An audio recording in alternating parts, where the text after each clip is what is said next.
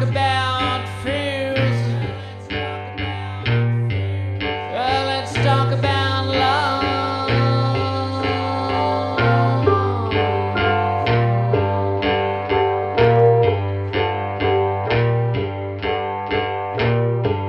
Yeah, I got fears, but I ain't got no love.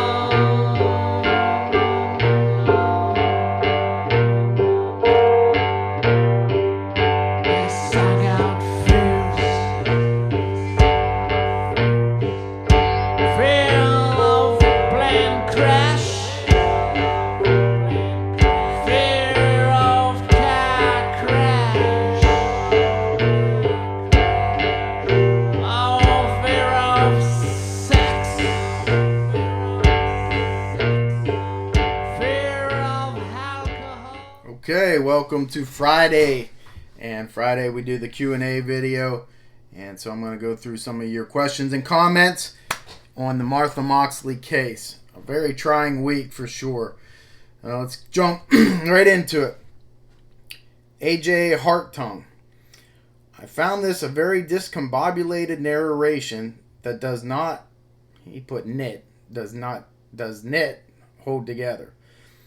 Both brothers had a relationship with her suitable for their ages, which means neither needed to pull down her underwear down. If this was an act of jealous rage by an envious individual, which is quite possible, then to my mind it was a female who desired admiration by the brothers and resented Martha, dangling both like them, puppies on a string, which they were. Well, I would say, AJ Harding, that's the difference between, obviously, an amateur and a professional. Because I'm going to tell you right now, you are completely wrong. Now, it's great that you have an opinion. Everybody should have an opinion. But when you state it like that, you're stating that as fact, and you're absolutely wrong.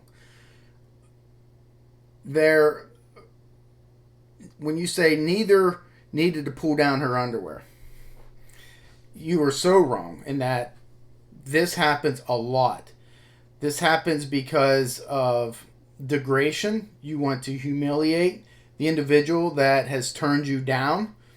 It can be done because a sexual assault was in progress and it got interrupted. So you don't know any of that. And you don't know whether that occurred because you weren't there. So I would just say that you're absolutely wrong in your assessment. Marcia Jean. Drove is also a trade term, like driving a stake or a pin into the ground. Yep, I agree with you on that. Excuse me. No justice for beautiful Martha. Heartbreaking for her mother. 1000%. RTD 12. Has anyone looked into Ed Edwards?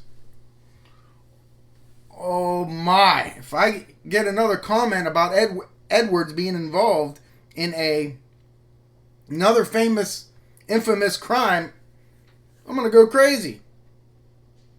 People, Eddie Edwards didn't kill all these famous people. Ugh.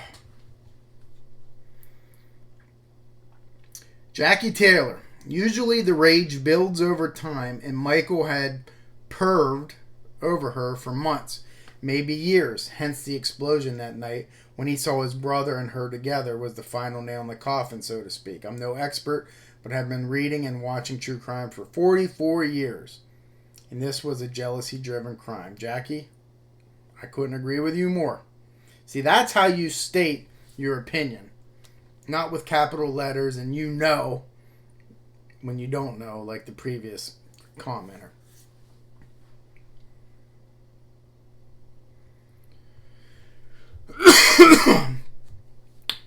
God's humble servant. Skakel brothers too young to be a crime of passion. That usually occurs when they're married, engaged, or steadily involved. Jealousy of Kennedy's looking line of competition. Pitting brothers against each other, in my opinion. That's not true. It's simply not true either. A crime of passion can occur it doesn't have to be between married couples or couples that have been together for a long time. Not at all. I've seen the crime of passion happen within weeks of people meeting each other. So, no, I don't. I'm not gonna tell you you're right when you're not. Rustin Jr. wasn't a cousin. He was an older brother of Tommy and Michael. Michael didn't watch The French Connection with the tutor, Ken Littleton. He said he went to the Terrian's house and watched Monty Python. Yes, if I misspoke about that, then I apologize, but you're correct on that. Hello from Sweden. I'm so happy I found this channel. Interesting to say the least. Good job for a non-YouTuber. Hey, thank you. Sherry Blankenbecker. DNA, question mark, question mark, question mark, question mark. Since the murder was up close and personal, I would suspect there would be an A. Your thoughts? Not necessarily, especially depending on how the evidence was preserved. Obviously, back in 1975, DNA wasn't around. So, touch DNA certainly would not be, well, maybe, but I doubt that would still be preserved in any sort of way. Those clothes were probably touched and passed around hundreds of times. The golf club could possibly yield DNA, but it would just be touch DNA, so I would doubt that. I think DNA would be a fruitless effort in this case. Now, with Michael saying that he masturbated in that tree in the Sutton report, that leads me to believe that there's semen somewhere in that body. But she wasn't raped. Did he return later and masturbate? It's a good possibility. I can't think of another reason why he would say something to put his evidence in that area, if you know what I mean. It just doesn't make sense. He could simply say, I went up in the tree and threw rocks at the window, at Martha's window, or yelled for her name. She didn't answer, and I came back. I did this at midnight. Therefore, if she was killed at 10 o'clock, I didn't know she was dead. I was yelling her name, so I'm absolved of this heinous act. But he adds that embarrassing part about jerking off in that tree. There's got to be a reason for that. So, I am sure investigators would have used an ultraviolet light to find if there was any semen on Martha's clothes and not just check her to being raped. Doesn't mean if he did masturbate, he didn't have to masturbate on her body. It could have been in the surrounding yard. He could have sat down at that tree and did it, if he did it. And you're not going to be checking the ground for semen. So, good question. Sean Patrick, Kennedys have ineffective counsel? Question mark. That's one crooked judge that let him go. Sherry Thompson, just a theory, Ken, but perhaps both Tommy and Michael together did this crime of murder. Kobe Bryant's cousin gave his sworn statement, so perhaps both boys were the cavemen crime handlers. Well, I think you're talking about two different areas there. The intruder, the outsiders, Kobe Bryant's cousin Tony, and implicating two other people, they in no way would be in cahoots with Tommy and Michael. And I don't think they're involved at all. Now, Tommy and Michael together, not as an active participant. I believe it would be more like Michael committing the crime and Tommy covering for him in some sort of way, if not covering, knowing that he did it, and that would be his involvement. That's what I believe. Phoebe Armstrong, I believe if it hadn't been for Mark Fuhrman, this killer would never have done any time for her death. Whatever you might feel about him, he seemed to be correct in his deductions on this case, and being released from prison because you weren't represented well doesn't mean innocent. I'm glad he at least did some time for the killing and didn't completely get away with it. I agree with you, Phoebe Armstrong, 1,000%. I did not read Mark Furman's book, but I did see some excerpts from it. I seen what his conclusions are, and I did watch an interview that he did a while ago. And right, no matter what you think about the guy, you can't take away his skill, and so I think he did a great thing in this case, and you can't take that away from him. Heather, the way you described the act and mindset was so realistic it gave me chills. Well, that's one of the things that I try to do, is to get you in the mind of a detective, being there on scene, and describe things the way we would see it. So I'm glad that helped you.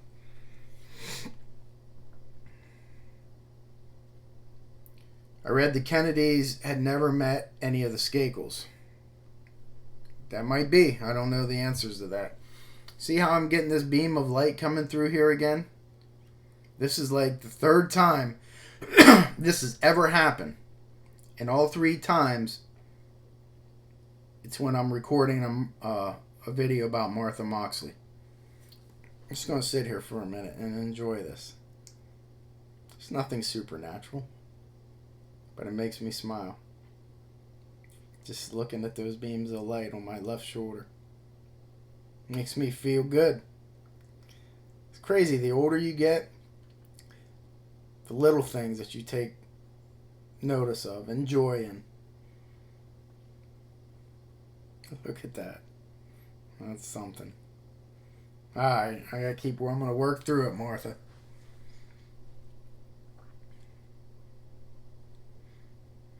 Shannon says, usually it's a perk being associated with the Kennedys. Not in this case.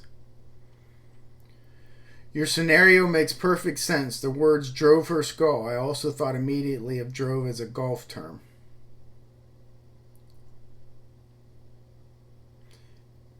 Be free. At Ken Maines. Can anyone get a police report for a murder? No. No. Police won't hand that out. If it's gone through the court system, and then sometimes you will, but I'm loving this beam of light coming through here. See, most people would stop their video because it's something that they don't want in it, or I love it. It makes me feel a certain kind of way, so I'm keeping it. I don't edit my stuff. This is what you see is what you get. To me, that's Martha and her mother up there shining the light on me.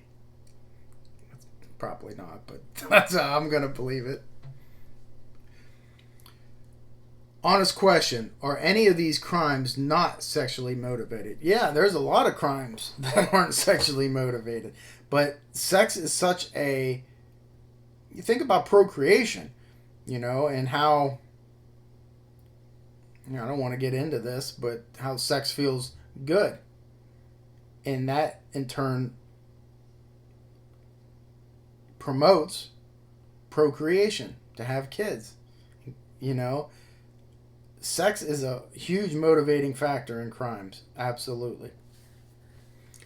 But not all crimes. Some are just out of passion, some's out of rage, anger, greed, jealousy. So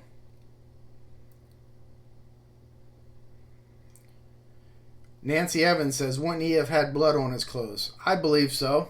Absolutely. But who's to say that he didn't? I mean, we don't know where those clothes went. Remember, Julie, the older sister, had said she's seen somebody crouching behind a tree or in a bush in front or near their house right before the murders. He was in black clothing. So, who's to say he didn't... think about Michael's statements of being a peeping Tom.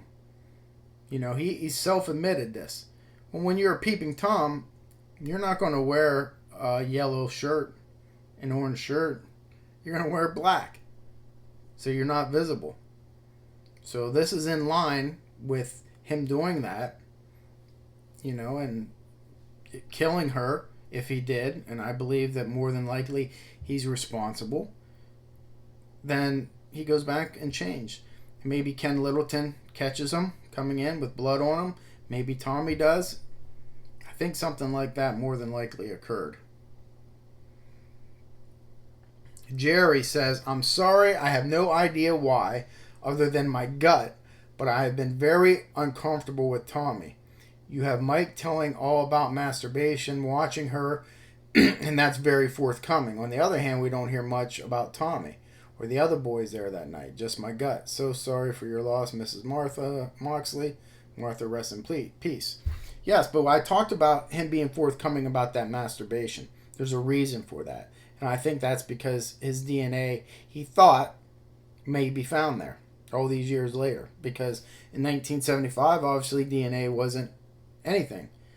But then when they reinvestigated this, now DNA is something. Oh my goodness, what if they find something there? I have to come up with a reason for why. Tommy lied too. Let's not forget that. And he lied about a very key, important fact, if it is in fact true. Saying that he spent 20 minutes out in the middle of the yard behind their residence making out, mutual masturbation with Martha. He didn't say that in the initial interview. Why? So he was either lying then or he's lying now. Which one is it? I tend to believe he was lying initially. And I told you what I think happened. I think that he was making out with Martha back there and doing some heavy petting or whatever you want to call it. And I think Michael saw it and he got mad, was jealous, followed her home with the golf club, confronted her. They had a brief argument. He hit her. She ran. He hit her more. His rage isn't expended. Beats her with the golf club, and he's intoxicated. He's probably on drugs as well. He has rage. That's a common, that's a perfect storm right there. And then he either drags her over there, pulls her pants down to degrade her, or to, in his mind, I'm going to see something that I've always wanted to see, in all these years that I've known her. And that's why. So that's what I think happened. My opinion.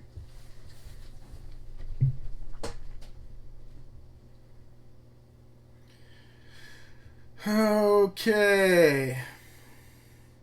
Rachel Williams, Ken's a top bloke. Isn't bloke an Australian term? He must be from Australia. I love people from down under, so thank you.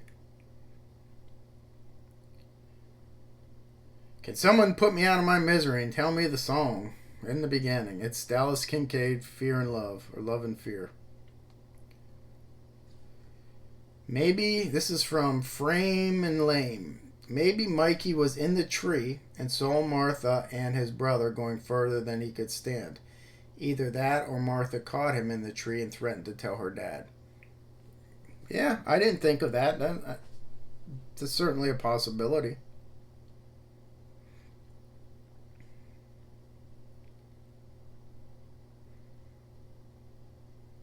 A lot of comments about other cases here. Trying to just focus on this. I will always be shocked of how this case was handled. I mean, Martha's family didn't stand a chance in the early days because law enforcement covered and sided with the Skakel clan due to their connections to the Kennedys.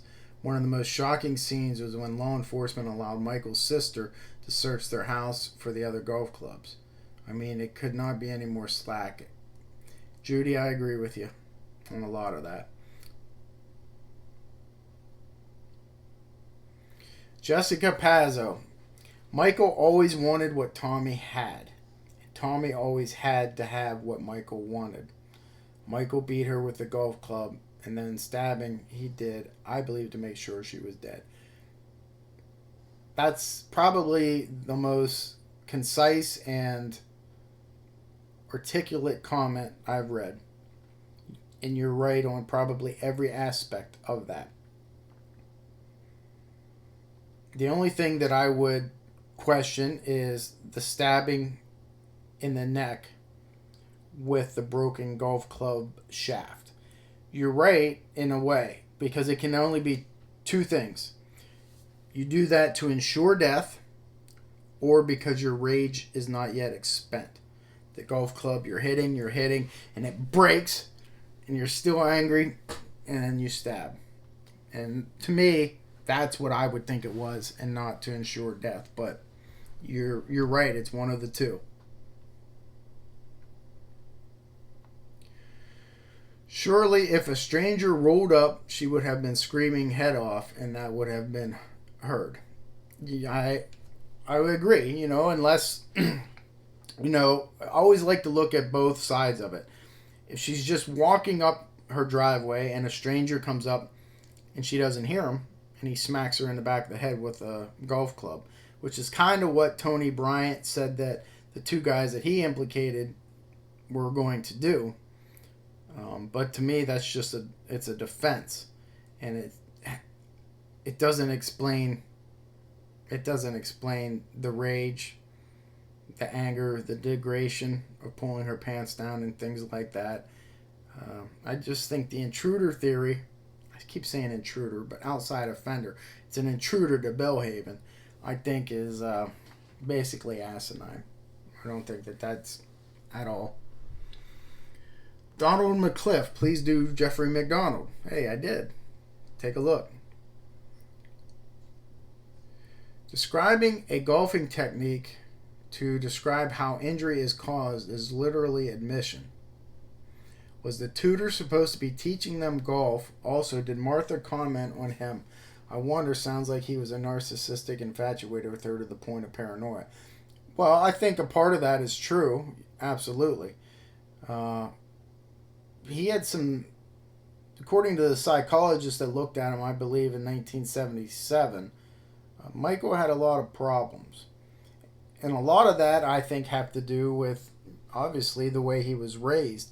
And after his mom died, there not being really any supervision there. People in that neighborhood said that family just ran amok, and they did drugs and were drinking all the time. They had no supervision, did whatever they wanted. So I think that describes Michael pretty good. Jealousy because older brother got there first and boasted about it. Of course, it was to degrade her. She treated him like a child. I don't know what you mean by Martha treated him like a child. I don't agree with that.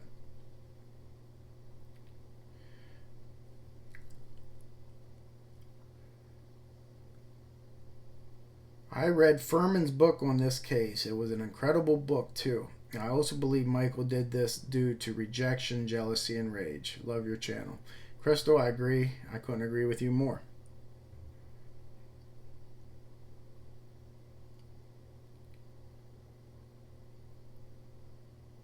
Martha Moxley, man, you sure can pick the best cases to cover. So awesome. Well, thank you. All right, we're going to end with Jen here. Jen says, I figured from the rage and the assault and how her pants were that it would have been a humiliation thing. Like the dude was impotent or couldn't perform sexually. Maybe they tried but couldn't do it, which made him fly off the rails and savagely attack him as a result of humiliation and an attempt to dominate or sexually assault. Well, that's very good, Jen, and I think you're on the right track there for sure. I think the humiliation thing, pulling down the pants, is done after death. That's what I see. I don't believe there was an attempted rape first, and then he couldn't, perform, and then he beats her with a golf club. And then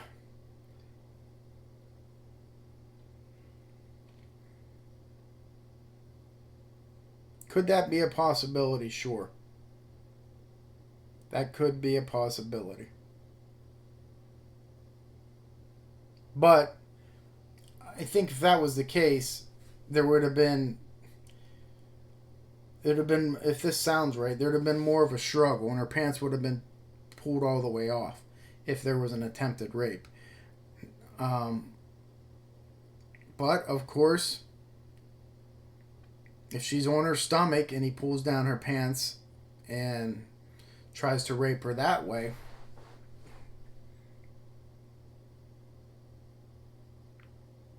yeah, could be. But the only thing that I would say that I wouldn't like about that scenario is I would think the neighbors would hear more arguing, more screaming. Now, certainly he's going to try to cover her mouth, but she's going to bite him. She's going to bite his hand and scream. That's a good scenario, Jen. See, again, that's why I love reading these comments. And, you know, as a detective or anybody in general, you can't be so steadfast on your theories and not accept anybody else's. And I could have easily just dismissed this and said, no, it's what I said originally. But when there's merit to something, you have to give it merit.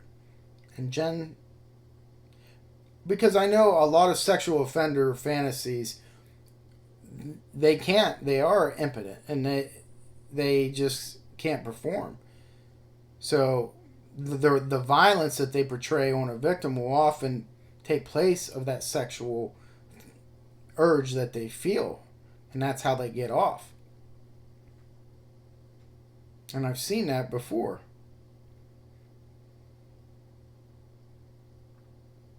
Trying to think of the crime scene and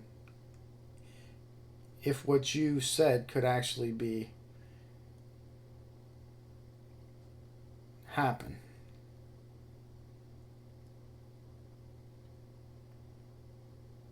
Could be. I'm going to think about that more. Thanks, Jen. All right. Hey, that was a great question to end on, right? Get me thinking, you know, a different scenario. Still, I think Michael, that would fit Michael too, as well. And, boy, I love thinking of, you know, working through that. Some great questions, great comments this time on this case. And remember, the whole reason, you know, to do this is to teach, to educate, to answer questions, but also, you know, for Martha and her family. I can't say it any more plainer than that.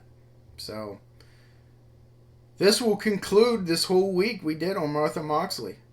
And now, will there be any more videos on Martha? I bet there will. You know, might be one more after that last question. You know, get me thinking. I'll have to go back and look at the scene again and see if it really fits. Take some time to think about that. And I don't want to sit here in silence as I try to, you know, let the hamsters run on their wheels inside my head and think about it. But I always assumed that the assault occurred, and it was definitely rage first, and then the pants were pulled down to humiliate her. But it could possibly have been a rape attempt gone bad, and he couldn't perform for whatever reason. Then let all that rage out.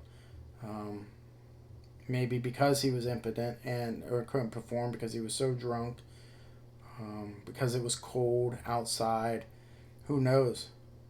So that's a good possibility. I love it. All right, hey, that's it. Until next week. And I don't know what next week's case is going to be yet. I haven't decided, but I'll work on it, and I will let you know as soon as I know. So tune in next week, and thank you for a good week of videos. So, hey, Maine's out. Oh.